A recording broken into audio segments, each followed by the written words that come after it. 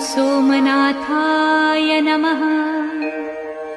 ॐ मल्लिकार्जुनाय नमः।